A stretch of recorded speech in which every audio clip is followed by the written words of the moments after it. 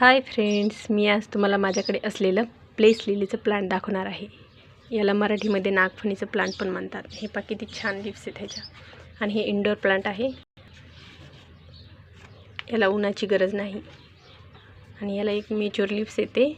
याला 2-3 येऊन गेले, मी ते तोडले. नंतर ना वाढ होत नाही व्यवस्थित, सुकतं ते, म्हणून काढून टाकावं लागतं.